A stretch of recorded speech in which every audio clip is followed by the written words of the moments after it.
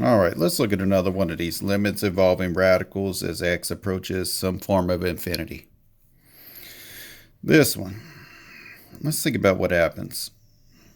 We have basically infinity squared times 6 minus 19, take the square root, that goes off to some form of infinity. I don't care if it's negative or positive here.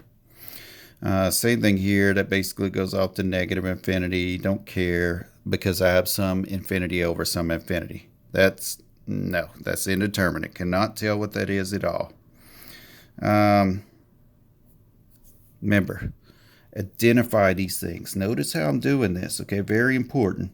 I'm noticing that I have x is going to an infinity, and I have a square root there, okay? That determines what I'm going to do. Remember, you have to identify stuff or you get in trouble. For example, just to share something with y'all, I really had to identify something a couple of days ago. A giant snake about 5 feet long went under my truck.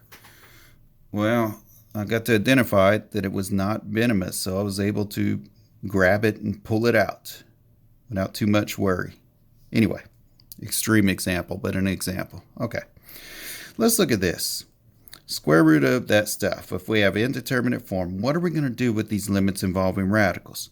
We're going to try to divide by the highest degree of x in the bottom. That's x, right? X to the first. But if I try to divide the top by x to the first, I'm not going to get anywhere. So I need to write basically that x to the first in disguise as the square root of x squared. So I can get up under this radical in my next step. The bottom, though, we have to divide by the same thing, square root of x squared. Well, that gives me the limit as x approaches negative infinity.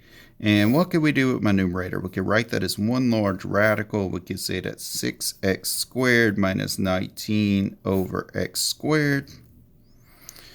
The bottom, we can write that as x plus 4 over, and what is the square root of x squared? We say that's technically the absolute value of x. Let's keep going. The limit as x approaches negative infinity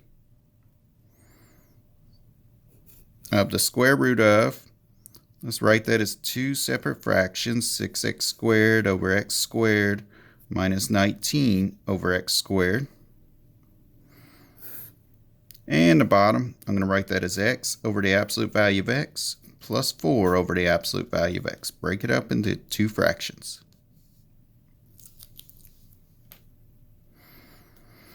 That's the limit as x approaches negative infinity of, simplify the top. That's 6 minus 19 over x squared. And what is the absolute value of x? Remember, absolute value of x is equal to what? X or negative x, depending on the value of x.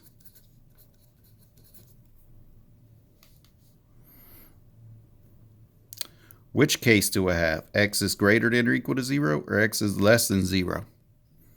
If x is approaching negative infinity, that's this case. So I'm going to say the absolute value of x is negative x. So I have x over negative x plus 4 over negative x. That's equal to the limit as x approaches negative infinity of the square root of 6 minus 19 over x squared over negative 1 minus 4 over x. And now I can evaluate this limit. Limit as x approaches negative infinity of a constant. It's a constant.